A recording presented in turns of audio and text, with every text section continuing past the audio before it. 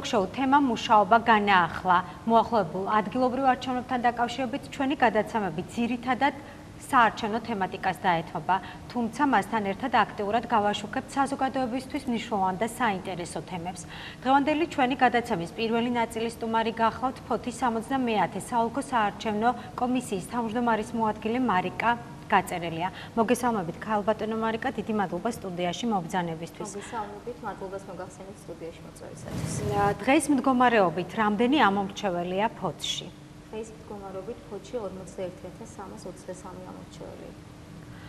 წინა წლებისგან განსხვავებით, როცა ფოთში 5 მაჟორიტარული ოლქი იყო, წლევანდელ არჩევნებში მოსახლეობას 10 მაჟორიტარის არჩევა მოუწევს. რა პრინციპით მოხდა მაჟორიტარული ოლქების დაყოფა? მოგახსენებ, წინა წლებში იყო 5 მაჟორიტარული ოლქი, ეხლა გვაქვს 10 მაჟორიტარული ოლქი. თვითმმართველი ქალაქის საკრებულო შედგებოდეს იქნება პროპორციული სისტემით არჩეული 15 წევრისაგან და მაჟორიტარული სისტემით არჩეული 10 წევრისაგან. აქ პრინციპის შემდგომში მდგომარეობს თითოეულ მაჟორიტარულ ოლქი მიახლოებით თანაბარი რაოდენობის ამორჩეველი ეყოლება და პრინციპი მხოლოდ ეგ არის. გასაგებია. საარჩევნო სიები არის თუ არა დაზუსტებული და ცვლილებების შეტანა როდემდეა შესაძლებელი? გუშინ მოგეხსენებათ პირველი სხდომები გაიმართა და გადავეცით უბნებს ამორჩეულთა ერთიანი კედლის სია. აქ სიები არის 41,323 ამორჩეველი ყავს დღის მდგომარეობით, მაგრამ სიები დაზუსტებული არ არის. აქვე მინდა გითხრათ, რომ ნებისმიერ მოქალაქეს შეუძლია საკუთარი თავი გადაამოწმოს სიაში არის თუ არა, მისი მონაცემები ზუსტად არის თუ არა. აგრეთვე ნებისმიერ ამომრჩეველს შეუძლია საკუთარი ოჯახის წევრების შესახებ ინფორმაცია მოიციოს. თავისუფლად შეუძლია ეს მოხდეს გადამოწმება როგორც საუბნო საარჩევნო კომისიაში, ასევე საოლქო საარჩევნო კომისიაში. აქვე მინდა გითხრათ, რომ CSKO-ს აქვს თავისი ვებსაიტი, სადაც შეუძლია ნებისმიერ მოქალაქეს შევიდეს, პირადობის მონაცემის საფუძველზე შეამოწმოს არის თუ არა სიაში, სად აძლევს ხმას, აქვე არის მითითებული უბნის რუკები თუ სად მდებარეობს შესაბამისი უბანი, სადაც ხდება ხმის მიცემა. თუ კი არ არის მისი მონაცემები სიაში შეტანილი, შეუძლია მოგმართოს ან საუბნო საარჩევნო კომისიას, ან ჩვენ საოლქო საარჩევნო კომისიას და 3 ოქტომბრის ჩათვლით მოვახდენთ სიებში ცვლილების შეტანას. გასაგებია. გუშინ დასრულდა საბუთების წარდგენის ვადა. რამდენი მერობის კანდიდატი დარეგისტრირდა და ასევე რამდენი მაჟორიტარი დეპუტატობის კანდიდატი არის დარეგისტრირებული 70-ე საოლქო საარჩევნო კომისიაში? გუშინ ამოიწურა საარჩევნო სუბიექტების რეგისტრაციის ვადა. მინდა გითხრათ, რომ 52 მაჟორიტარი კანდიდატი დარეგისტრირდა. აქედან ერთი არის საინიციატივოდ დარეგისტრირებული. მერობის კანდიდატები დარეგისტრირდა 7 კანდიდატი. მოგახსენებთ, ვახტანგ დარწმუნიძე, საარჩევნო ბლოკი ბაქრაძე უგულავა, ევროპული საქართველო, ოთარ ხარჩილავა, საარჩევნო ბლოკი დიმიტრი ლორთქიფანიძე, კახა კუკავა, დემოკრატიული მოძრაობა, თავისუფალი საქართველოდან, მაკა ჯინჯოლია, საარჩევნო ბლოკი ერთიანი ნაციონალური მოძრაობა, მაია ჩხარტიშვილი, დავით არხანმოურავი, ირმა ინაშვილი, საქართველოს პატრიოტთა ალიანსიდან, ინგა ჭანტურია, საარჩევნო ბლოკი გიორგი ვაშაძე, ერთობა ახალი საქართველო, თენგიზ ხოვრფერია, პროგრესული დემოკრატიული მოძრაობა და გოჩა კურთხელია, ქართული ოცნება დემოკრატიული საქართველო. აქედან მინდა გითხრათ, რომ ორ მათგანს საარჩევნო ბლოკი გიორგი ვაშაძე, ერთობა ახალი საქართველო და პროგრესული დემოკრატიული მოძრაობას მხოლოდ მერობის კანდიდატები ყავს წარდგენილი. გასაგებია და სულ 3 ქალი კანდიდატი დარეგისტრირდა. დიახ, სულ 3 ქალი კანდიდატი დარეგისტრირდა მერობის კანდიდატად. მაჟორიტარი დეპუტატები. მაჟორიტარები, როგორც გითხარით, დარეგისტრირდნენ 52. აქვე ჩვენ თქვით, რომ 10 მაჟორიტარული ოლქი გვყავს. პირველ მაჟორიტარულ ოლქში კუნძულ ერთში დარეგისტრირდა 6 მაჟორიტარი კანდიდატი. ესენი არიან საარჩევნო ბლოკი ბაქრაძე უგულავა, ევროპული საქართველოდან ალექსანდრე როგავა, საარჩევნო ბლოკი დიმიტრი ლორთქიფანიძე, კახა კუკავა, დემოკრატიული მოძრაობა, სილოვანი გვასალია, საარჩევნო ბლოკი ერთიანი ნაციონალური მოძრაობა, მორის ჯანჯღავა, დავით არხანმოურავი, ირმა ინაშვილი, საქართველოს პატრიოტთა ალიანსიდან, მამუკა გობეჩია, შენების მოძრაობიდან ალექსანდრე თოფურია, ქართული ოცნება დემოკრატიული საქართველოდან დავით ესებუა. კუნძული 2 მაჟორიტარულ ოლქში დარეგისტრირდნენ 5 მაჟორიტარი კანდიდატი.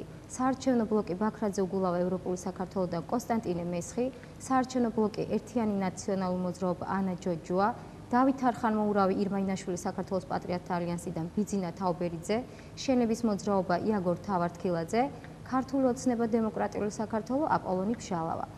კუნძული 3-ში დარეგისტრირდა საარჩევნო ბლოკი ბაქრაძე უგულავა, ევროპული საქართველო, გიორგი შამუგია, საარჩევნო ბლოკი დიმიტრი ლორთქიფანიძე, კახა კუკავა, დემოკრატიული მოძრაობა, თავისუფალი საქართველოს, ზაზა ნიკოლაიშვილი, საარჩევნო ბლოკი ერთიანი ნაციონალური მოძრაობა, ლანა რობაქიძე, დავით არხანმოურავი, ირმა ინაშვილი, საქართველოს პატრიოტთა ალიანსი, უშანგი გეგენავა, შენების მოძრაობიდან ლევან მაშავა, ქართული ოცნება დემოკრატიული საქართველოს, თორნიკე შონია. ცენტრში მეოთხე მაჟორიტარულ ოლქში დარეგისტრირდნენ საარჩევნო ბლოკი ბაქრაძე უბულავა ევროპული საქართველოსთან ლინერი კუჭუხიძე, საარჩევნო ბლოკი დიმიტრი ლორთქიფანიძე, კახა კუკავა, დემოკრატიული მოძრაობა, თავისუფალი საქართველოს, თორნიკე ხარჩილავა, საარჩევნო ბლოკი ერთიანი ნაციონალური მოძრაობა, ანა კანდელაკი, დავით არხანმოურავი, ირმა ინაშვილი, საქართველოს პატრიოტთა ალიანსი, ზურაბ ხორავა, ქართული ოცნება დემოკრატიული საქართველოსთან დავით კვიციანი. ცენტრის მეხუთე მაჟორიტარულ ოლქში დარეგისტრირდნენ საარჩევნო ბლოკი ბაქრაძე უბულავა ევროპული საქართველოს, თენგიზი კუკუტარია, საარჩევნო ბლოკი დიმიტრი ლორთქიფანიძე, კახა კუკავა, დემოკრატიული მოძრაობა, დონარა მუქერია, საარჩევნო ბლოკი ერთიანი ნაციონალური მოძრაობიდან თეიმურაზ შურღაია, შენების მოძრაობა ვასილ დანელია, ქართული ოცნება დემოკრატიული საქართველოს, ოლეგი ნაჭყებია. მალთაყვაებში დარეგისტრირდნენ საარჩევნო ბლოკი ბაქრაძე უბულავა ევროპული საქართველოსთან ხვიჩა ხონტი, საარჩევნო ბლოკი დიმიტრი ლორთქიფანიძე, კახა კუკავა, დემოკრატიული მოძრაობა, თავისუფალი საქართველოს, თენგიზ ჩაკვეტაძე, დავით არხანმოურავი, ირმა ინაშვილი, საქართველოს პატრიოტთა ალიანსი, მალხაზ ბუკია, საარჩევნო ბლოკი ერთიანი ნაციონალური მოძრაობა, გიგა მიქავა, ქართული ოცნება დემოკრატიული საქართველოსთან ბექა ვაჭარაძე. მალთაყვის მეშვიდე მაჟორიტარულ ოლქში დარეგისტრირდნენ საარჩევნო ბლოკი ბაქრაძე უბულავა ევროპული საქართველოს, ჯუნა სიჭინავა, საქართველოს საარჩევნო ბლოკი დიმიტრი ლორთქიფანიძე, კახა კუკავა, დემოკრატიული მოძრაობა, თავისუფალი საქართველოს, გელა მექვაბიშვილი, საარჩევნო ბლოკი ერთიანი ნაციონალური მოძრაობა, ლაშა გოგობერიშვილი, ქართული ოცნება დემოკრატიული საქართველოს, ზვიადით გებუაძე. მალთაყვა ლაში დარეგისტრირდა საარჩევნო ბლოკი ბაქრაძე უბულავა ევროპული საქართველოს, გიგა გვასალია, საარჩევნო ბლოკი ერთიანი ნაციონალური მოძრაობა, თამარი კაკულია, დავით არხანმოურავი, ირმა ინაშვილი, საქართველოს პატრიოტთა ალიანსი, როზა ვეკოა, შენების მოძრაობა, კახაბერ ბუსქანძე, ქართული ოცნება დემოკრატიული საქართველოს, თორნიკე კირთაძე. ნაბადაში მეცხრე მაჟორიტარულ ოლქში დარეგისტრირდა საარჩევნო ბლოკი ბაქრაძე უბულავა ევროპული საქართველოსთან, გოჩა ფირცხალავა, საარჩევნო ბლოკი ერთიანი ნაციონალური მოძრაობა, დოკა ბაღათურია, შენების მოძრაობა, მერაბი სიმონია, ქართული ოცნება დემოკრატიული საქართველოს, მალხაზი ფოჩხოა. საინიციატივო ჯგუფიდან დარეგისტრირებულია დავით ბასილაია. მეათე მაჟორიტარულ ოლქში ნაბადაში დარეგისტრირდა საარჩევნო ბლოკი ბაქრაძე უბულავა ევროპული საქართველოს, ირაკლი დუნდუა, საარჩევნო ბლოკი დიმიტრი ლორთქიფანიძე, კახა კუკავა, დემოკრატიული მოძრაობა, თავისუფალი საქართველოს, ირმა ინაშვილი, საარჩევნო ბლოკი ერთიანი ნაციონალური მოძრაობა, დავითი ცხომარია. დავით არხანმოურავი, ირმა ინაშვილი, საქართველოს პატრიოტთა ალიანსი, ნანა გადელია, შენების მოძრაობიდან ცეზარ წულაია, ქართული ოცნება დემოკრატიული საქართველოს, სამსონი კუტალია. პარტიებს რაც შეეხება, აქვე მინდა გითხრათ, რომ განაცხადი შემოიტანა 9 პარტიამ, დარეგისტრირება მოხდა 8 პარტიის, ერთ-ერთ პარტიას მოქალაქე და პოლიტიკური გაერთიანება ქართული დემოკრატიული მოძრაობას დაუდგინდა ხარვეზი, რის სახელმწიფოებაც. რა ხარვეზი დადგინდა და რა ვადაეძლევათ მათ ამ ხარვეზის გამოსასწორებლად? კი ბატონო, პარტიული სია წარადგინეს, რომელსაც აქტა სააღრიცხვო ბარათები, კანონის თანახმად პარტიულ სიასთან უნდა ერთვოდეს კანდიდატის ორი სააღრიცხვო ბარათი თავისი ფოტოსურათი და პირადობის ასლით. ეს ხარვეზი ჰქონდათ მათ, ხარვეზის აღმოსაფრთხებლად მიეცათ 2 დღის ვადა, ხვალ იწურება ეს ვადები და ველოდებით იმედია საბუთებს დროულად შემოიტანებენ. ამის შემდგომ მოხდება მათი დარეგისტრირება, თუ კი ხარვეზი აღმოიფხვრება. გასაგებია. რამდენი საარჩევნო უბანი ფუნქციონირებს ფოთში, რა ევალება საუბნო კომისიებს და რას აკეთებენ ისინი უბნებზე? 32 საუბნო საარჩევნო 32 უბანი გვაქვს ჩვენს ოლქში. საუბნო საარჩევნო კომისიები, როგორც მოგეხსენებათ, გუშინ დაუშეუდგენ მუშაობას, პირველი სხდომები ჩატარდა. ავირჩიეთ ხელმძღვანელი პირები, იმისათვის, რომ უბანმა ფუნქციონირება შეძლოს, აუცილებელია ყავდეს მას თავმჯდომარე მოადგილე მდივანი, რომელთაც თავთავიანთი ფუნქციები გააჩნიათ. საუბნო საარჩევნო კომისია ხელს უწყობს არჩევნების ჩატარებას, ამორჩეულთა სიების გადამოწმებას, გუშინ მათ დაურიგდათ ამორჩეულთა ერთიანი სია, დაურიგდათ ამორჩეულის ბარათები, რომელიც დაურიგდება მათ უბანში შემავალ ამორჩეულებს. თითოეული მოქალაქე გადაამოწმებს სიაში როგორ არის მისი მონაცემები, თუ კი რომელიმე მათგანს არ მიუვა ამორჩეულის ბარათი, რაზეც ცოტა ხნის წინ ვისაუბრეთ, შეუძლიათ მიმართონ შესაბამის საუბნო საარჩევნო კომისიას ან საოლქო საარჩევნო კომისიას და მოხდება მათი სიაში შეყვანა. აგრეთვე მინდა გითხრათ, რომ ისინი მოახდენენ, მოგეხსენებათ, რომ საუბნო საარჩევნო კომისია ახდენს გადასატანი ყუთის ფორმირებას, ეს შეეხება ავადმყოფებს, რომლებიც ვერ ახერხებენ არჩევნების დღეს საუბნო საარჩევნო კომისიაში მისვლას. ხოლო ზუსტად საუბნო საარჩევნო კომისია უზრუნველყოფს, რომ მოახდინოს გადასატანი ყუთის ფორმირება, რომლის საშუალებითაც მოხდება თითოეულმა ამორჩეულმა, რომელიც ვერ ახერხებს უბანზე მისვლას, ხმა მიცეს შესაბამის კანდიდატს. გასაგებია.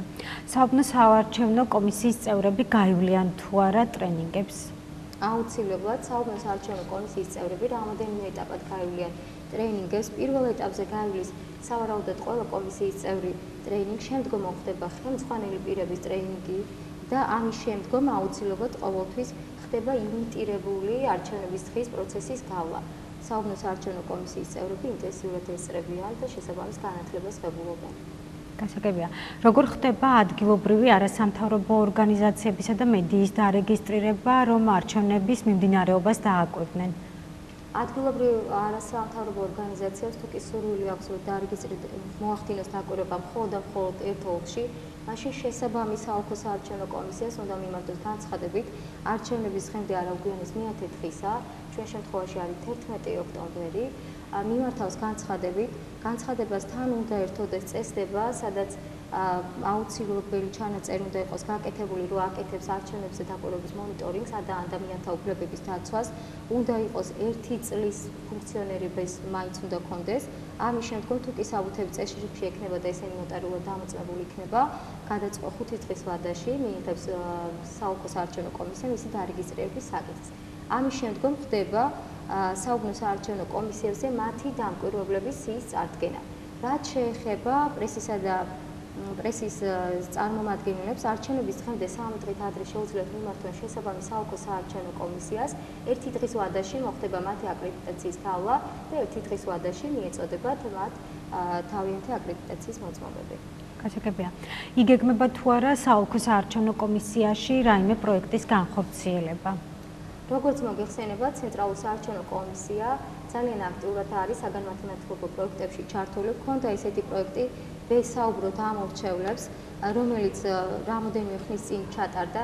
ეხლა უკვე გეგმავს იგივე აქციას, უნდა გავიდეთ მოსახლეობაში, რომლებიც შეძლება გადაამოწმონ თავიანთი თავი, მაქსიმალურ ინფორმაციას მივაწვდით ამასთან დაკავშირებით. ეს იქნება აქცია იპოვე შენი თავი, იპოვე შენი უბანი. დავეხმარებით ნებისმიერ ამორჩეულს, ვისაც სურვილი ექნება გადავამოწმებდეთ თავიანთი თავი, სიაში არიან თუ არა. გასაგებია და ბოლოს რას ურჩევდით ამ ამორჩეულს? ამორჩეულებს ურჩევდით, რომ აქტიურად დღეიდანვე ჩაერთონ პროცესებში, შემდგომ გართულება, რომ თავიდან ავირჩიოთ, იქნებიან თუ არა სიაში ყველაზე მთავარი პრობლემა არის ეს, რომ სიების ფორმირება, თხოვთ თვითონვე ამორჩეულებს დაგვეხმარონ, რომ გადაამოწმონ თავიანთი თავი, თავიანთი ოჯახის წევრების შესახებ ინფორმაცია და დროულად მოახდინონ რაიმე ხარვეზი თუ კი არსებობს ამის აღმოფხვრა, რაშიც დავეხმარებით, მაგრამ ვადები არის მცირე, 3 ოქტომბრამდე უნდა მოახერხონ, რომ მიმართონ შესაბამის საუბნო ან საოლქო საარჩევნო კომისიას. დიდი მადლობა ქალბატონო მარიკა სტუდიაში მობრძანებისთვის. ახლა კი ჩვენს გადაცემაში რეკლამის დროა, ჩვენ ეთერში რეკლამის შემდეგ დავბრუნდებით.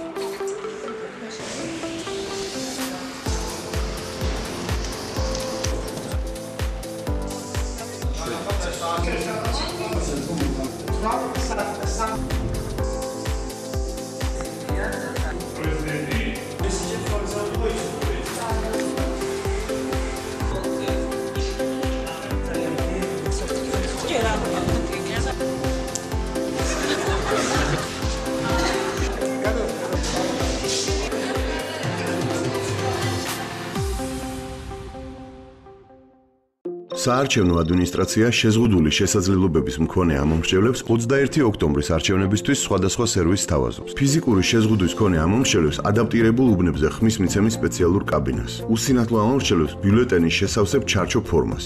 მცირე მხედრულ ამომრჩევლებს გამადიდებელ ლინზას. ყრუს მენადაქვეითებულ და მხარდაჭერის მიმღებ ამომრჩევლებს ხმის მიცემის პროცედურების ამსახველ პოსტერს. უსინათლო და მცირე მხედველი პირებისთვის ცესკოს ვებგვერდი ადაპტირებულია. ყრუ და მენადაქვეითებულ პირებს ინფორმაციის მიღება ცესკოს სატელეფონო ცენტრში ვიდეო ზარის განხორციელებით შეუძლიათ. საუბნო საარჩევნო კომისიების 47,000-ზე მეტი წევრი გადის სწავლებას შეზღუდული შესაძლებლობების მქონე ამომრჩევლებთან საუბრის ეტიკეტისა და ქცევის ნორმების შესახებ. ცესკო დემოკრატიის სერვისი.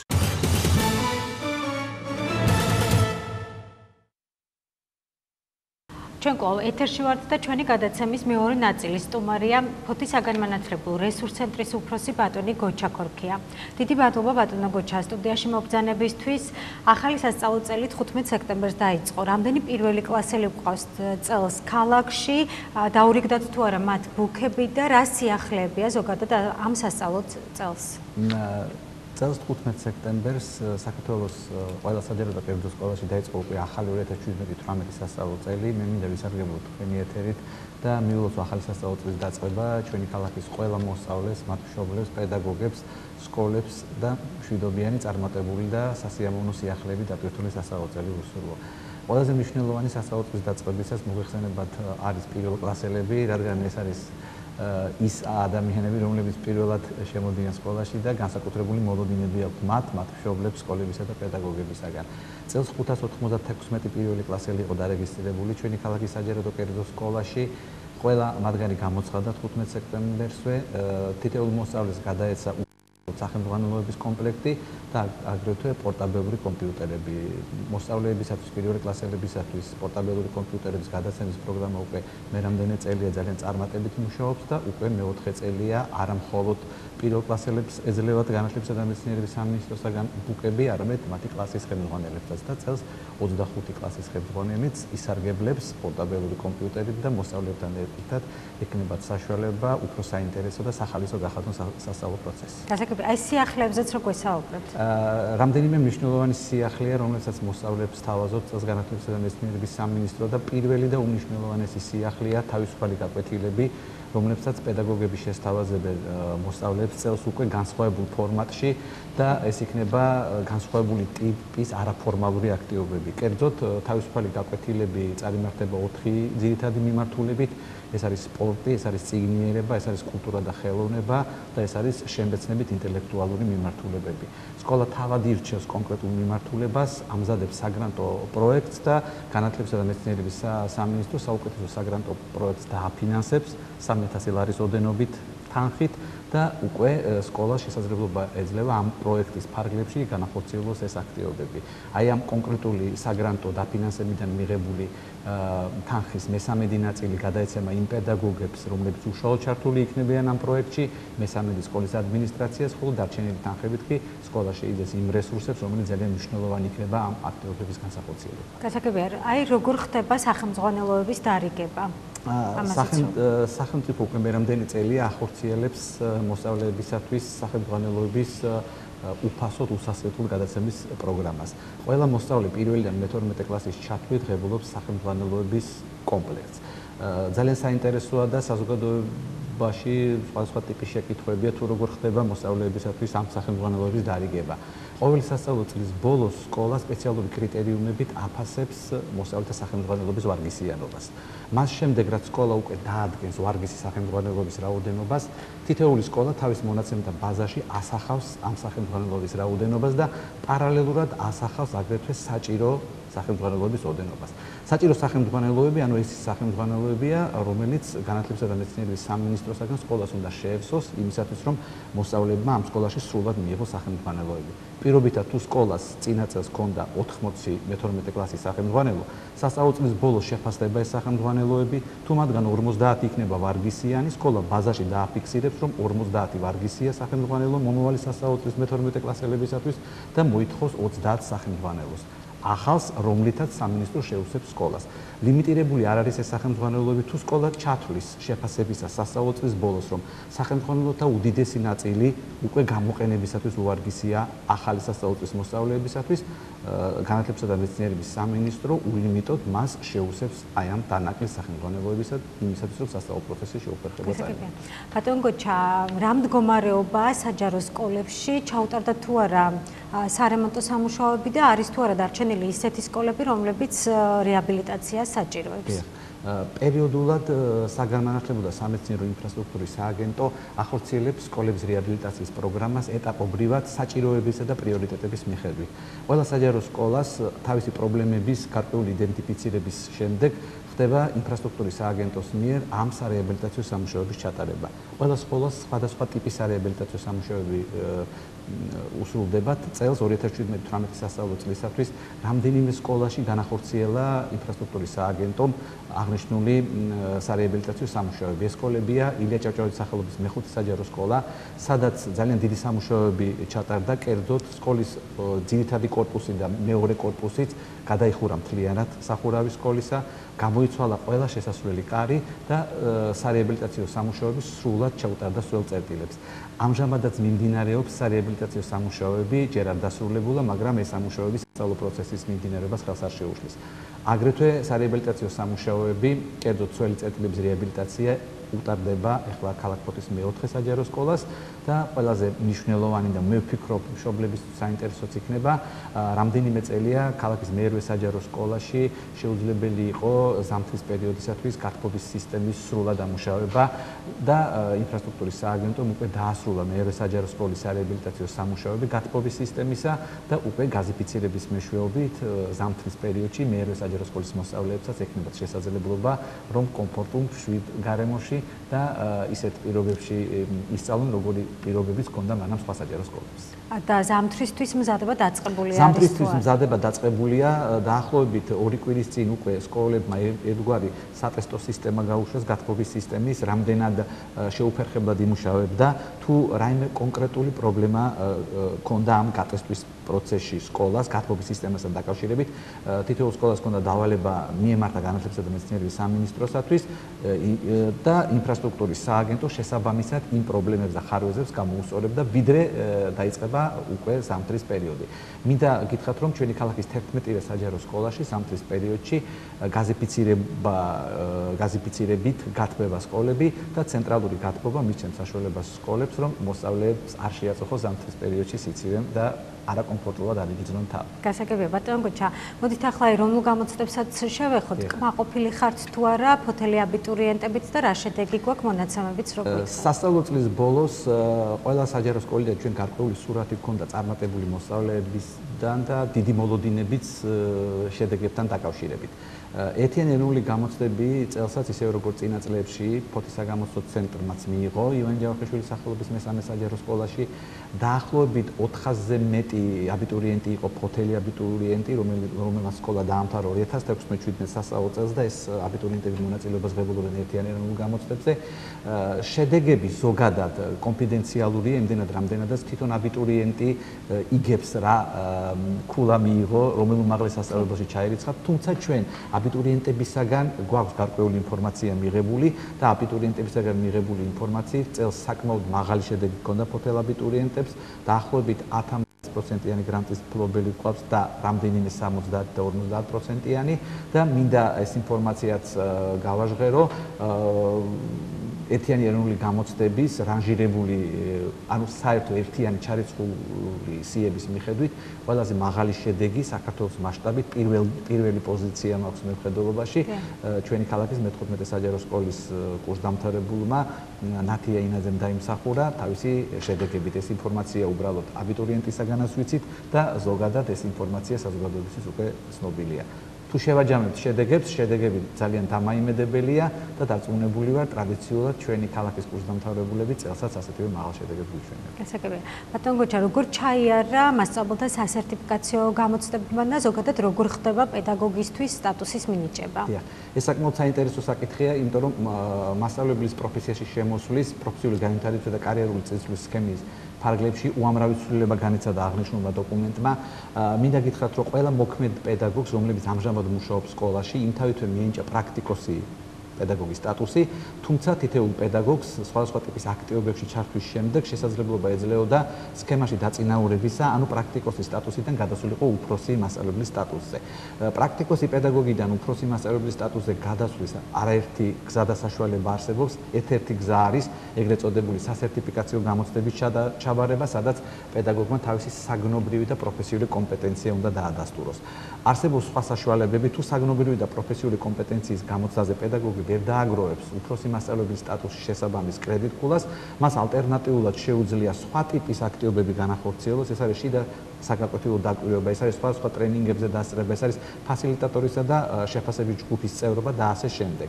წელს მნიშვნელოვანი სიახლე გახდათ ის, რომ არ არსებობდა ეგრეთ წოდებული ჩაჭრილი პედაგოგი, ანუ ზღვარ გადაულახავი პედაგოგი.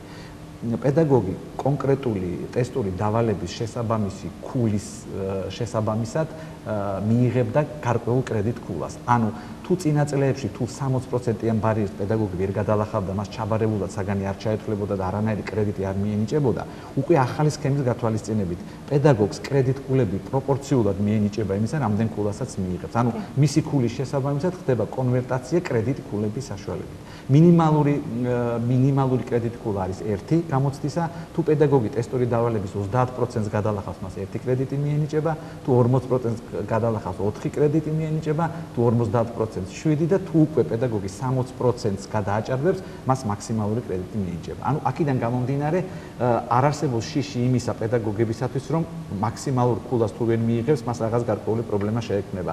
მას კონკრეტული ქულის შესაბამისი კრედიტის დაგროვების საშუალება აქვს და თუ უფროსი მასწავლებლის სტატუსის მისანიჭებლად ის გამოცდით ვერ დააგროვებს კრედიტების საკმარის რაოდენობას. მას აგერ აქვს სხვადასხვა აქტივობები, ალტერნატიული წლის მანძილზე განახორციელებს და სქემაში მაინც დაწინაურდება როგორც უფროსი მასწავლებელი. გასაგებია.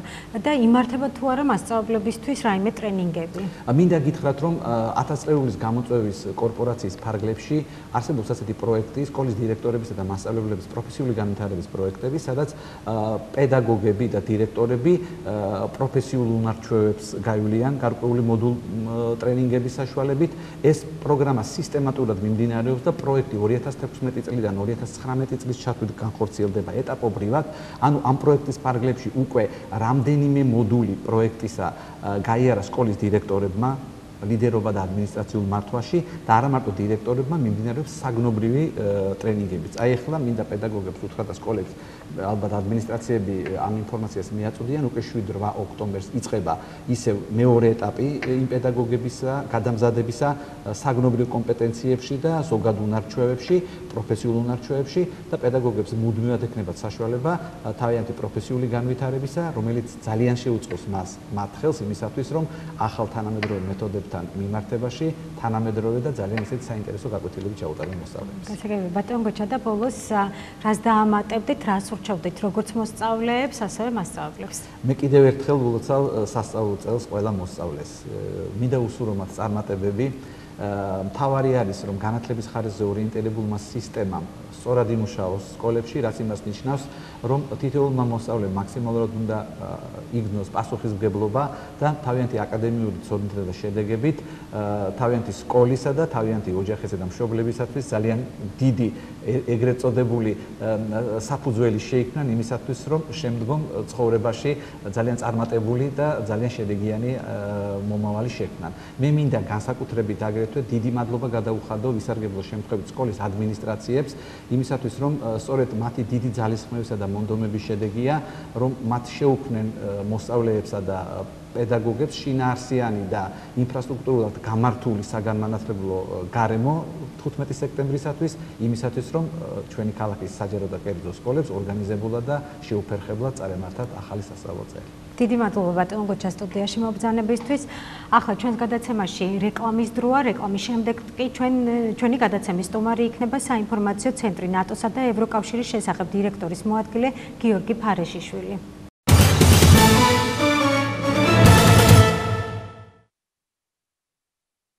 საარჩევნო ადმინისტრაცია შეზღუდული შესაძლებლობების მქონე ამომრჩევლებს 21 ოქტომბრის არჩევნებისთვის სხვადასხვა სერვისს სთავაზობს. ფიზიკური შეზღუდვის მქონე ამომრჩევლებს ადაპტირებულ უბნებზე ხმის მიცემის სპეციალურ კაბინას. უსინათლო ამომრჩევლებს ბიულეტენის შესავსებ ჩარჩო ფორმას. მცირე მხედრულ ამომრჩევლებს გამადიდებელ ლინზას.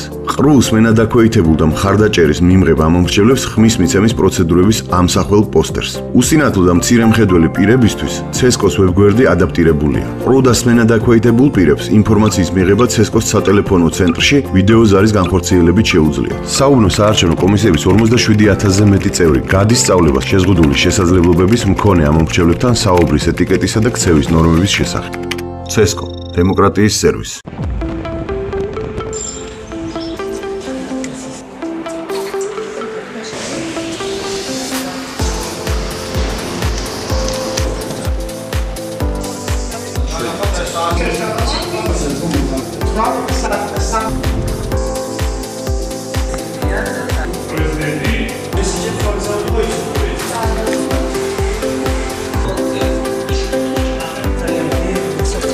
Era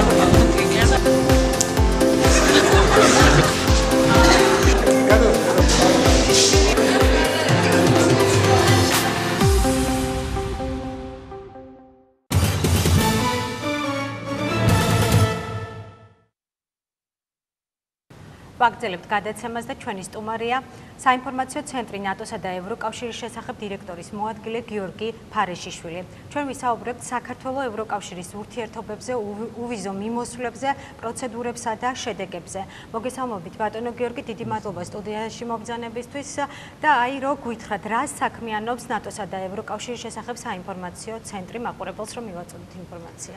მოგესალმებით, მივესალმები თქვენს მაყურებელს, ფოთელებს, ფოთის მოსახლეობას, იმ ადამიანებს, ვინც უყურებს ამ გადაცემას. ძალიან დიდი მადლობა მოწვევისთვის და დაინტერესებისთვის. საინფორმაციო ცენტრი ნატოსა და ევროკავშირის შესახებ არაერთი წელია უკვე არსებობს. ეს გახლავთ სახელმწიფო უწყება, საჯარო სამართლის იურიდიული პირი, რომელიც არის სახელმწიფო მინისტრის აპარატთან ევროპულ და ევროატლანტიკურ სტრუქტურებში ინტეგრაციის საკითხებში და ასე ერთობლივი ძალებით ვართ მაკოორდინებელი უწყება, როგორც იტყვიან, და ჩვენ აქტიურად ვუჭერთ იმ სახელმწიფოებრივ გზას, მხარს, რომელიც არის ნატოსა და ევროკავშირის სრულუფლებიან წევრობაზე და ჩვენ მაქსიმალურად ვცდილობთ ჩვენი მოსახლეობის ინფორმირებულობას, რომ ჩვენს თანამოქალაქეებს ჰქონდეთ ინფორმირებული არჩევანის გაკეთების საშუალება და მაქსიმალურად არჩევანი, რომელიც გულისხმობს ნატოში და ევროკავშირში გაწევრიანებას, ეს იყოს ინფორმირებული კიდევ ერთხელ ხაზს გავუსვამ და გათვითცნობიერებული მაქსიმალურად თუ სად მივდივართ, რა გზას ვადგავართ და რატომ არის ეს ალტერნატივა ჩვენი სახელმწიფოსთვის. გასაგებია. ვინ არიან საინფორმაციო ცენტრის სამიზნე ჯგუფები და რას აკეთებთ მათი ინფორმირებისათვის? როგორც უკვე აღნიშნე, მთელი საქართველოს მასშტაბით ჩვენ არაერთ შეხვედრას მართავთ. ჩემი დღევანდელი ყოფნა ფოთში სწორედ აღნიშნულ შეხვედრათა ციკლს უკავშირდება. ვცდილობთ, რომ როგორც დედაქალაქში ჩვენი მოსახლეობა იყოს ინფორმირებული, სხვადასხვა სამიზნე ჯგუფები ისევე რეგიონებშიც, აქედან გამომდინარე ჩვენ მიზნად ვაქვს გასახული, რომ არც შეიძლება მეტი რეგიონი მოვიცვათ, ჩვენი წარმომადგენლობები არის სამეგრელოში, სხვადასხვა რეგიონში საქართველოსი. ვცდილობთ, რომ შევხვდეთ იმ ადამიანებს, რომლებიც თქვა შეიძლება თქვა სკეპტიკურადაც უყურებენ საქართველოს გაწევრიანებას ნატოსა და ევროკავშირში აქვთ გარკვეული რაღაც მცარი წარმოდგენები ნებისმიერ დაინტერესებულ პირს, როგორც იქნებიან პედაგოგები, მოსწავლეები, სტუდენტები, როგორიც არიან საჯარო მოხელეები, იქნებიან სასულიერო პირები. ყველა იმ ადამიანს რომელსაც აინტერესებს და რომელსაც მნიშვნელოვანია ქვეყნისათვის ეს მეტად საჭირო და კიდევ ერთხელ ხაზგასმით მინდა აღნიშნო ალტერნატიულ გზად ჩვენი ქვეყნის განვითარებას. აქედან გამომდინარე, ჩვენ ღია ვართ ყველასათვის, ყველა დაინტერესებული პირისათვის და გვინდა რომ რაც შეიძლება მეტმა ჩვენმა თანამოქალაქემ გაიგოს სიმართლე ნატოსა და ევროკავშირზე, გქონდეს ინფორმაცია იმ სიკეთეზე, რასაც ვიღებთ ჩვენ ამ დიდი გაერთიანებებისგან და იმ წარმატებაზე, რომელიც წარმატება ჩვენს ქვეყანას აქვს აი ამ უმნიშვნელოვანეს გზაზე. რატომ არის მნიშვნელოვანი ჩვენი ქვეყნის ინტეგრაცია ნატოსა და ევროკავშირში? აი უფრო კონკრეტულად რომ ვისაუბროთ. როგორც უკვე თქვი და არაერთხელ გავიმეორებ, ეს არის ნამდვილად ალტერნატივა საშუალება ჩვენი სახელმწიფოებრივობის თვითმყოფადობის, ჩვენი კულტურის ფასეულობათა გამყარებისა და გაძლიერების ევროკავშირში გაწევრიანება. ეს შეიძლება და გამყარდება მხოლოდ და მხოლოდ ის, რომ ის ტრადიციები, ის ფასეულობები, ის ისტორიული წარსული, რომელიც ჩვენ გაგვაჩნია, ჩვენ უდიდესი კულტურის ცივილიზაცია, ჩვენ ფოთში ვართ, ფაზისში ვართ, რომელიც გახლავთ მსოფლიოს სწორედ ევროპული ცივილიზაციის ერთ-ერთი უმნიშვნელოვანესი კერა, როგორც საგანმანათლებლო კერა, აქედან გამომდინარე, არავისთვის არ არის უცხო, განსაკუთრებით ფოთელებისთვის თუ რა მნიშვნელობა აქვს განათლებას. ჩვენ კარგად ვიცით, რომ ისტორიულად ათენთან ერთად ფოთი, ათენის აკადემიასთან ერთად ფოთის ფაზისის აკადემია იყო მნიშვნელოვანესი მიმწოდებელი განათლების მსოფლიო ცივილიზაციის. აქედან გამომდინარე, ჩვენ მაქსიმალურად გვინდა, რომ ის ისტორიული პარალელები, რომელიც ყოველთვის იყო საქართველოსა და ევროპას შორის და ის, რომ საქართველოს სწორედ ევროპა არის, ჩვენ სწორედ იმ ევროპული კულტურისა და ცივილიზაციის ქვეყანა ვართ და ჩვენ არაფერ ახალს არ ვამბობთ, არაფერ ახალს არ გულისხმობთ. ეს არის სწორედ ის გზა, რომელიც ჩვენი წინაპრების არჩეულია და ჩვენ ამ გზაზე ყოველთვის მივდიოდით, ამ სივრცის ნაწილი ყოველთვის გახლდით, სამწუხაროდ რაღაც მოვლენების გამო ჩამოვცილდით ამ გზას, როცა ვიყავით რაღაც იმპერიის ნაწილი და ჩვენ ახლა ვუბრუნდებით ჩვენს ოჯახში, ჩვენ სახლში ვბრუნდებით და ამიტომ ძალიან მნიშვნელოვანია, რომ ჩვენმა მოსახლეობამ იცოდეს აი ამ გზის უალტერნატივობაზე რა სიკეთე მოაქვს ევროკავშირს როგორც ეკონომიკურ ნაწილში მის არაერთ მნიშვნელოვან პროექტს ეს იქნება ემპარდი თუ სხვა ასოცირების ხელშეკრულებით ნაკერს ვალდებულებას რომელიც არის ორმხრივი იცოდეთ შემოსახლებამ თუ როგორ გაიზარდა მაგალითად ქართული პროდუქციის გატანა ევროკავშირის ბაზარზე 68%-ით არის გაზრდილი ის აღემატება სამჯერ ნებისმიერ სხვა ქვეყანაში გატანილ პროდუქციას ეს არის ძალიან მნიშვნელოვანი რომ ჩვენ ყველას გავაგებინოთ რომ ეს ურთიერთობები ორმხრივი მარტო ჩვენი სურვილი არ არის რომ რაღაც გაერთიანების წევრები ვიყოთ ეს არის სწორედ ევროკავშირის მხრიდანაც ძალიან მეგობრული და გულწრფელი ინტერესი რომ ჩვენ როგორც პარტნიორები ჩვენ როგორც მათი მეგობრები და ამ სივრცის ნაწილი ვიყოთ სრულად ინტეგრირებული ამ ძალიან მნიშვნელოვან გაერთიანებაში რასაც ევროკავშირი გულისხმობს რადგანაც მივახციოთ იმ სტანდარტებს, იმ ეკონომიკურ სტანდარტებს იქნება თუ ინფრასტრუქტურულ თუ სხვა განათლების საკითხებში თუ გარემოს დაცვის საკითხებში, რომელიც ევროკავშირშია და რომელიც ჩვენ ასე მოგწონს და დამეთანხმებით არაერთი ჩვენი თანამოქალაქე მიისწრაფვის იმისაკენ რომ თქვა დამკვიდრდეს ევროკავშირის რომელიმე ქვეყანაში იცხოვროს თუ ისწავლოს და ასე შემდეგ. ამიტომ ეს არის ყველაზე მნიშვნელოვანი პარტნიორის ხელწერა ასეთია რომ გვეხმარება, გვიდგას გვერდში რომ ჩვენთანაც ის სიკეთე შევქნათ, ის საოცარი გარემო შევქნათ, რომელიც არის დღეს ევროპის არაერთ ქვეყანაში შექმნილი და მაქსიმალურად ჩვენს თანამოქალაქეებს ჰქონდეთ სურვილი რომ აქ დარჩნენ, აქ იცხოვრონ, აქ იმუშაონ და ერთად ვაკეთოთ ჩვენი სამშობლოსთვის მნიშვნელოვანი საქმეები. გასაგებია, კიდევ ხო არ დავამატებდით, აი უფრო რომ ჩაუღმავდეთ, რა სარგებელი მოაქვს საქართველოს ევროინტეგრაციის პროცესს. საკმაოდ ისაუბრეთ, მაგრამ სარგებელი არის ძალიან პირდაპირ ჩვენს ყველა თანამოქალაქეზე ასახული. ეს გულისხმობს როგორც ძალიან მარტივად რომ ვთქვათ, მაგალითად, კახელი გლეხისთვის რა სარგებელი შეიძლება მოიტანოს ევროკავშირი, ხო? ძალიან მარტივია აქ ჩვენ კარგად მოგვიხსენება რომ ყურძენი და ღვინო არის კახეთისთვის საარსებოდ მნიშვნელოვანი და ეს არის ყველაზე პოპულარული სოფლის მეურნეობის დარგებიდან ყველაზე განვითარებული. ევროკავშირის 9 მილიარდიანი ბაზარი არის გახსნილი ქართული ღვინისთვის და თავისუფლად შეუძლიათ გაყიდონ სტანდარტების მიხედვით ჩამოსული ღვინო ჩვენმა კომპანიებმა. შესაბამისად, ამ კომპანიებს სჭირდებათ ყურძენი გლეხისაგან და ნებისმიერ გლეხს შეუძლია რომ მოიტყვან თავი ისჩინოს მისი მოყვანილი ყურძნით, როცა არ იქნება მას შიში, სად წაიღოს ეს მოყვანილი ყურძენი, სად მიიტანოს, რა სარგებელი მიიღოს ამისაგან. და ამისი ძალიან კარგი მაგალითები ვნახეთ. ჩვენ ვნახეთ რომ არც ერთ კომპანიას, რომელიც კიდევ ერთხელ ხასხასმით ვამბობ, აკმაყოფილებს იმ სტანდარტებს, რა სტანდარტებიც აუცილებელია ევროკავშირის ბაზრისთვის, არ შექმნია ღვინის და გაყიდვის პრობლემა ევროკავშირის ტერიტორიაზე და ძალიან დიდი სარგებელი ნახავს ჩვენმა თანამემამულეებმა ამით.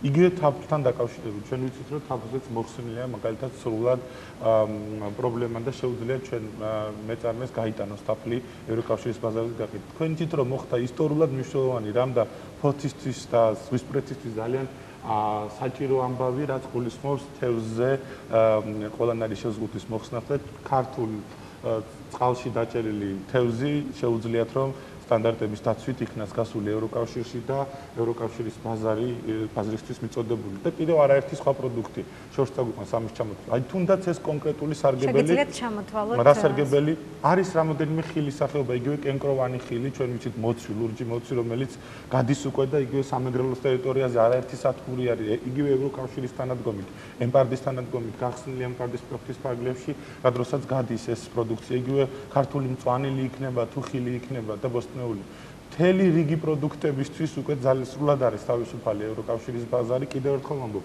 9 მილიარდი მოსახლის მაღალ მშვიდობიანობის მქონე მოსახლის ბაზარი, სადაც შეგვიძლია რომ ჩვენ ეს პროდუქცია თავისუფლად გავყიდოთ. ეს სუფთა ეკონომიკურ ნაწილზე რა ვისაუბრეთ. რომ აღარაფერი ვთქვათ, სახელმწიფოებრივ მხარდაჭერაზე, მაგალითად სამართალ წარმოების კუთხით, კანონის უზენაესობის, დემოკრატიული ფასეულობების დაცვის, გარემოს დაცვის ჩვენ ყველას გვინდა რომ ჯანსაღ გარემოში ვიცხოვროთ და ჩვენ ყველას გვინდა რომ უსაფრთხო გარემოში ვიცხოვროთ. ამ კუთხითაც ძალიან გვეხმარება ევროკავშირი მაქსიმალურად არაერთ პროექტს ახორციელებს ამ მიმართულების მხარდასაჭერად, ისევე როგორც ინფრასტრუქტურის მხარდასაჭერად. თქვენ იცით რომ თუნდაც ქალაქ თბილისის ავტოპარკი სრულად განახლდა ევროკავშირის მხარდაჭერით და ის ლამაზი ავტობუსები, რომელშიც ჩაჯდომაც ყველას სასიამოვნოა, ეს ყველანაირი კომფორტით აღჭურვილი, სწორედ მათი დახმარებით იქნა გადმოცემული, რომელიც ასევე ეკოლოგიურ გარემოს ძალიან უფრთხილდება. ეს იქნება სხვადასხვა იგივე ჩვენი დაცული ტერიტორიების გამწვანების თუ სხვა მხარდაჭერით, რომელიც ძალიან მნიშვნელოვანია.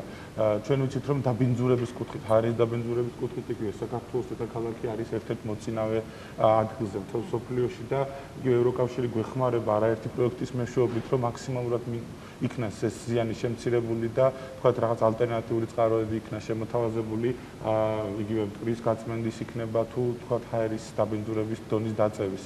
იგივე ენერგეტიკული კუთხით ეს ცალკე თემაა სრულიად.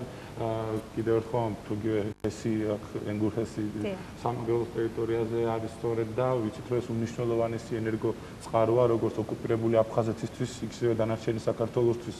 ამიტომ ამ მიმართულებითაც ძალიან მნიშვნელოვან ნაბიჯებს გავს ევროკავშირი ენერგოეფექტურობის გაზრდის კუთხით და იგივე ჩვენ შეგვიმჩნევია კარგად თუნდაც გორთან მყოფი ესე იგი ჰაერის სპეციალური სადგური, ქარზე სადგური, ელექტროსადგური, რომელიც იგეგმება რომ თქვა აღნიშნული მმართველობა გაძლიერდეს, რაც შეიძლება უსაფრთხო ელექტროენერგია იყოს მიღებული ჩვენი ქვეყნის მოქალაქეებისთვის.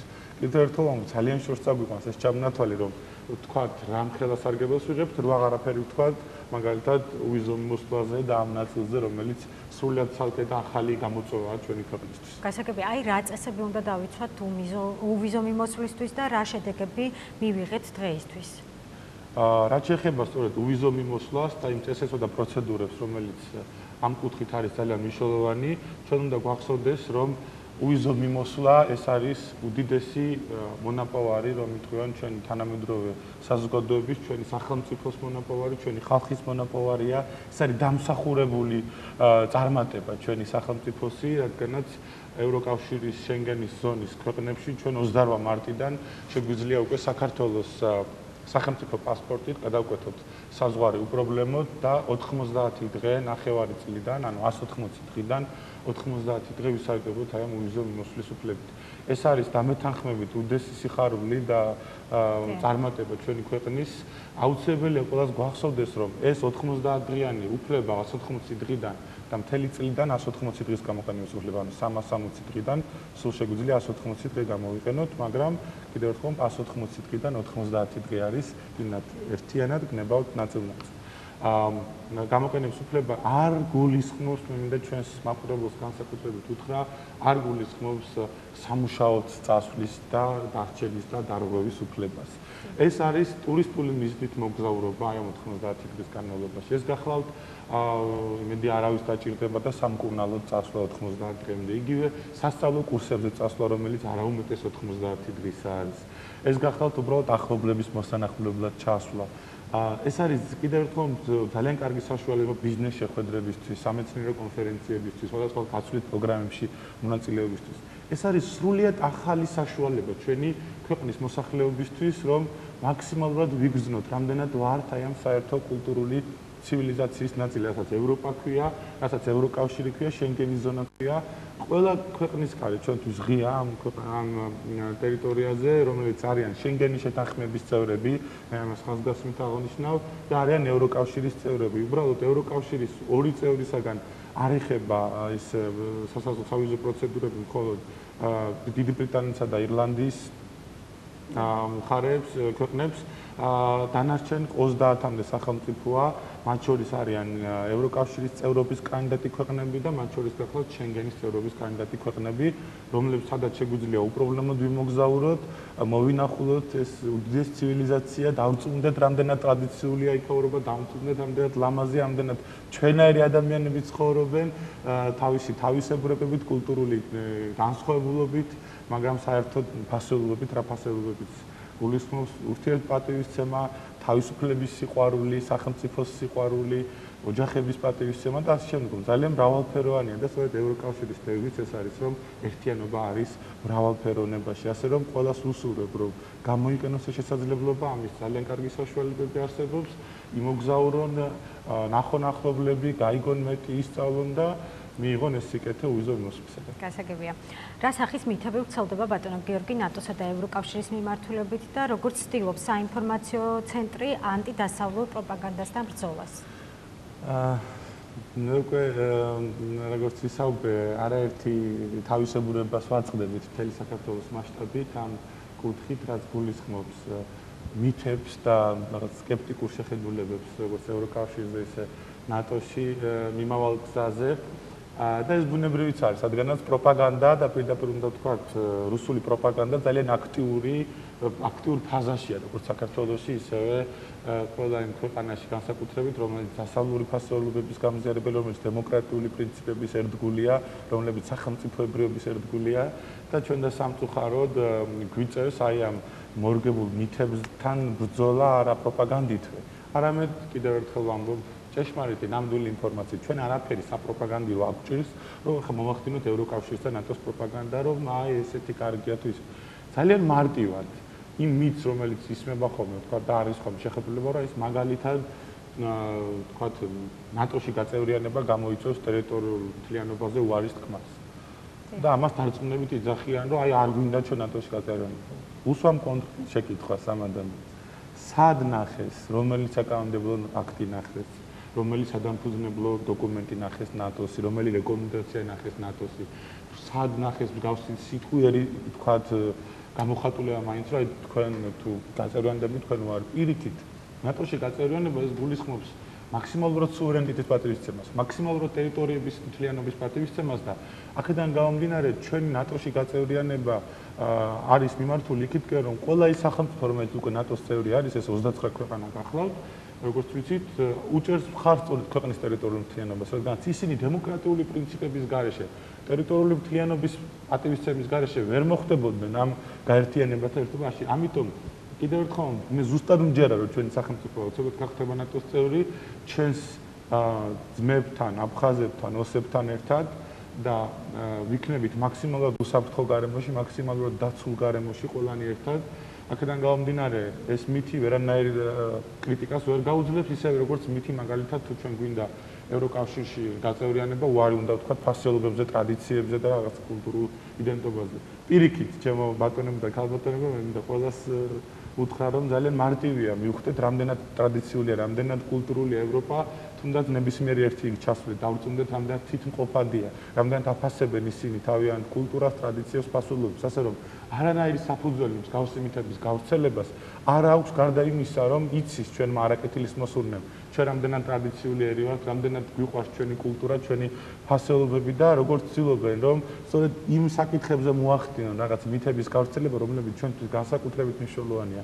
ამიტომ ჩვენ კარგად უნდა დავფიქრდეთ, სანამ რაღაც განწყობა შევიქმნით, რამდენად შეესაბამება ესათვის გავრცელებული ინფორმაცია რეალობას და ჩვენ შეგვეძლოს ღირსეული პასუხის გაცემა, რადგანაც კიდევ ერთხელ ვამბობ, ევროკავშირისკენ მიმავალი გზა და ნატოსკენ მიმავალი გზა ეს არის ქართული სახელმწიფოს დაცულობისკენ, უსაფრთხოებისკენ, განვითარებისკენ მიმავალი გზა და ეს არის სწორედ უალტერნატივო საშუალება ჩვენი ძალიან ისტორიული და კულტურული ქვეყნისა.